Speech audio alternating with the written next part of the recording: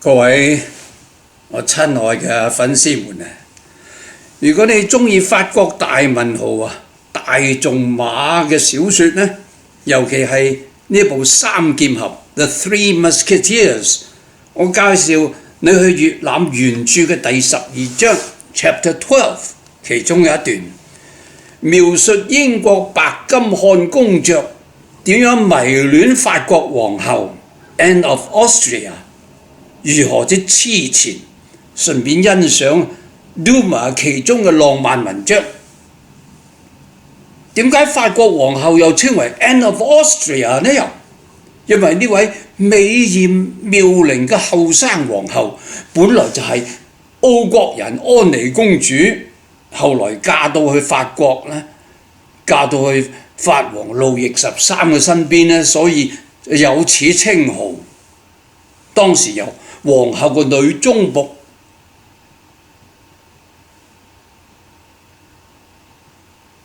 Mademoiselle Constance 帶領住 The Duke of Buckingham 由秘密嘅通道去見皇后陛下，使到久別重逢，再度相會啊！呢對情人浪漫嘅一幕由此展開。兩位當年嘅我現在用英語嚟朗讀三劍俠其中嘅片段，希望大家喜歡。兩位當年嘅國際知名人物相戀呢，真係要偷偷摸摸㗎，因為佢哋身份好高貴㗎嘛。以下就係三劍俠嘅原文，由蕭亮嚟到朗讀，希望大家喜歡。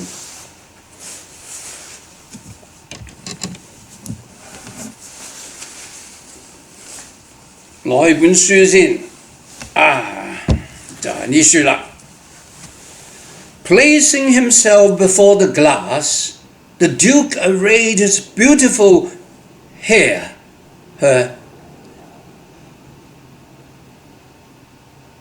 Placing himself before the glass, the Duke arrayed his beautiful fair hair, of which the pressure of his hat had disarranged the curls, and put his moustache in order. And then his heart swelling with joy, happy and elated at having reached the moment he had so long desired, he smiled to himself proudly and hopefully. At that moment, a door concealed and the tapestry opened, and a woman appeared. Buckingham saw the reflection in the glass. He uttered a cry. It was the Queen.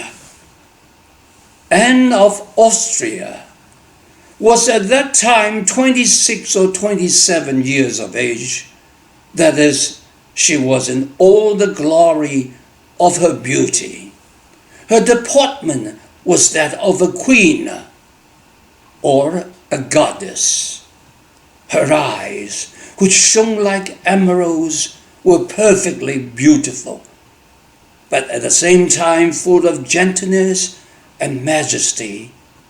Her mouth was small and rosy, and though her under lip, like that of the princes of the House of Austria, protruded slightly beyond the other, her smile was eminently gracious, but at the same time could be profoundly haughty and scorn.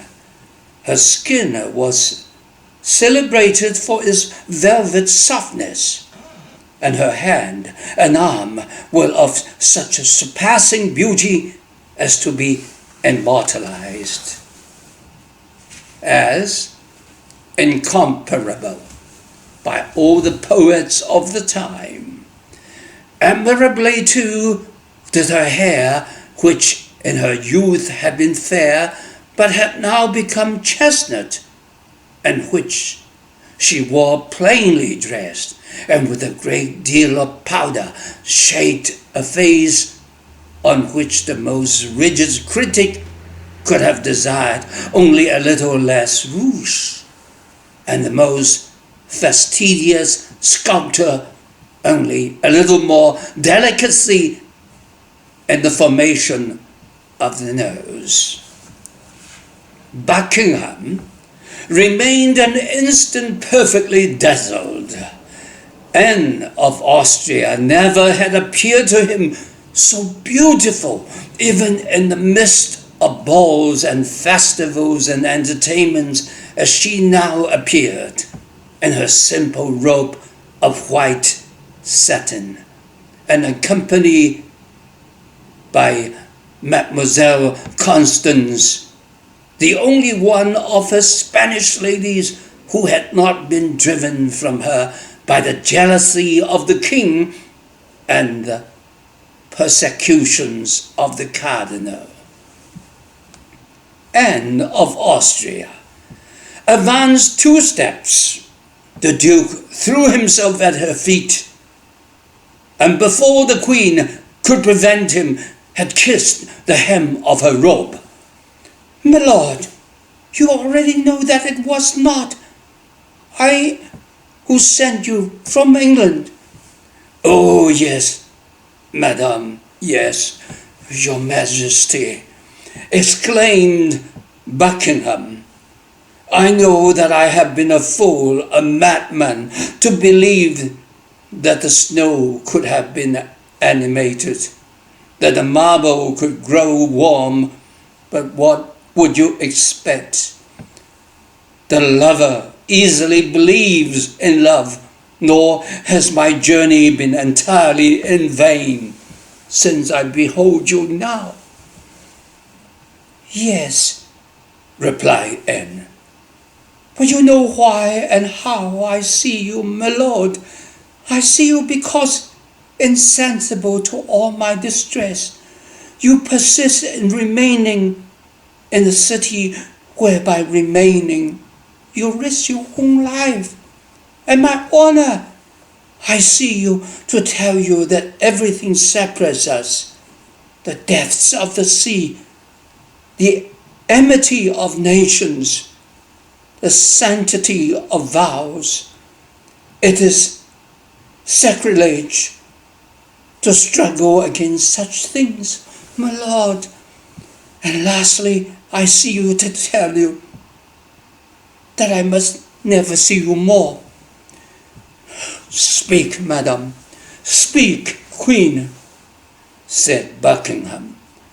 "The softness of your voice repays the sternness of your words.